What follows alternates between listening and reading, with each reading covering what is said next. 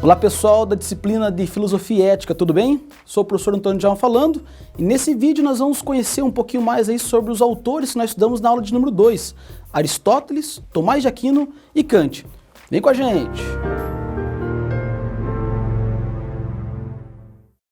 Muito bem, como vocês puderam perceber, na aula de número 2, o tema que vocês aprenderam era o tema da ética. E vocês puderam perceber também durante a leitura do nosso material que a ética vem sempre acompanhada do conceito de moral. Espero que tenha ficado claro para vocês esses dois conceitos. Moral sempre trata de um conjunto de normas e regras de um povo. Então, quando um grupo se reúne, define o que é certo e errado, o que é bom ou mal, o que é justo e injusto para eles. E esses são os conjuntos de normas morais. Enquanto a ética trata exclusivamente da reflexão que nós fazemos sobre esses conjuntos de normas e regras. Ah, mas será que isso é certo? Ah, mas será que devemos continuar fazendo assim? Será que é assim que a humanidade deve caminhar? Esses dois conceitos são fundamentais para entender a concepção teórica de três filósofos que nós vimos durante o nosso material. O primeiro autor que vocês se deparam lá, é o filósofo chamado Aristóteles. Vamos conhecer um pouquinho mais então o que vocês tinham que aprender sobre Aristóteles? Vamos aos slides? Na concepção aristotélica, vocês vão perceber que a ética sempre vai estar conectada com uma concepção maior da filosofia aristotélica. Qual é a concepção? A concepção de que todas as coisas tendem a um fim, a um telos, e a finalidade última do ser humano é alcançar a eudaimonia, a felicidade. Daí a pergunta que vocês devem se fazer é a seguinte: tá, se a finalidade última é alcançar a felicidade, como é que nós alcançamos isso então? E aí que vem a grande sacada do Aristóteles. Ele propôs uma reflexão ética dentro do seu contexto histórico para mostrar que nós só podemos alcançar a felicidade quando nós agimos de maneira virtuosa. É o que vocês encontraram no nosso material lá. E é isso que vocês tinham que fazer na nossa parada para a prática de número 2. Então a pergunta era exatamente essa: como agir de maneira a alcançar a nossa felicidade?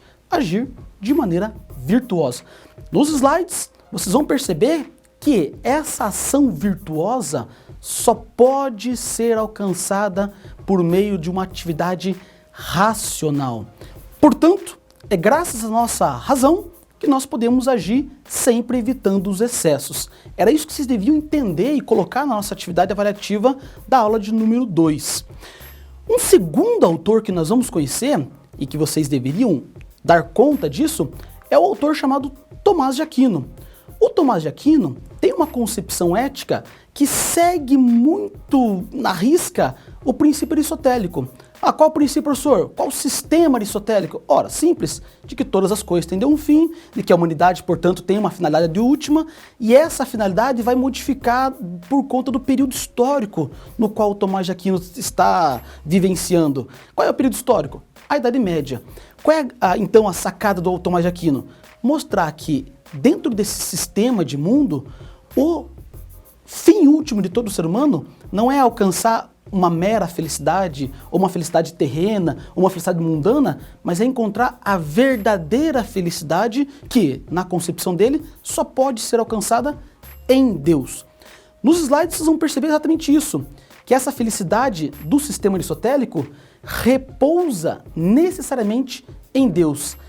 É em Deus que nós vamos encontrar a nossa razão de existir, nossa razão de ser, e portanto, nessa concepção, agir de maneira virtuosa, ou seja, alcançar a felicidade por meio de ações virtuosas, só é possível, agora veja, não mais graças exclusivamente à razão, mas agora pela graça divina.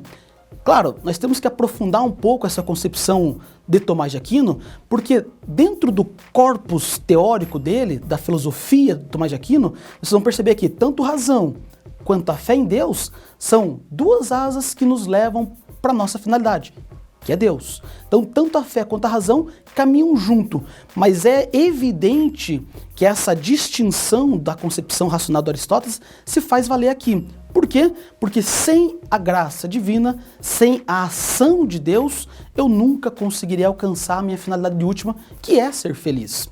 Portanto, você vai ter que perceber, dentro dessa distinção, que há elementos em comuns no sistema de Tomás de Aquino e no sistema ético do Aristóteles, mas há momentos onde eles divergem.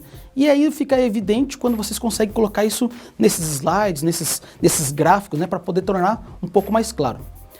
O último autor que vocês conheceram e que tinham que dar conta dessa nossa PPP de número 2 é o autor chamado Immanuel Kant.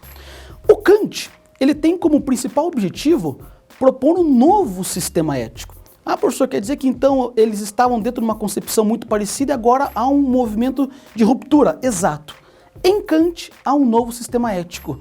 E, embora ele pense a partir de alguns termos aristotélicos, a finalidade última de todo ser humano não é mais apenas ser feliz. Há uma distinção aqui.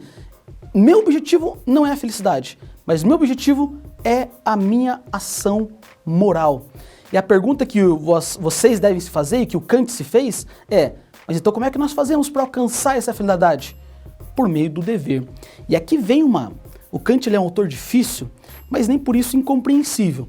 Mas aqui vem um conceito que é o conceito de autonomia da vontade.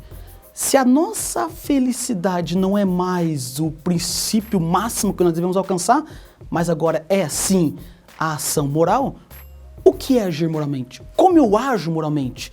Como eu devo alcançar essa finalidade? Por meio do dever. Professor, é aí que vai entrar a concepção de uma ética deontológica? Isso, aquele conceito que vocês viram lá. A deontologia, como estudo do dever, é o que o Kant vai propor. Só que é um dever que eu mesmo coloco a mim mesmo. Como assim, professor? Sim, no uso da minha capacidade racional, eu crio regras para que aí então eu possa me obrigar a seguir essas regras.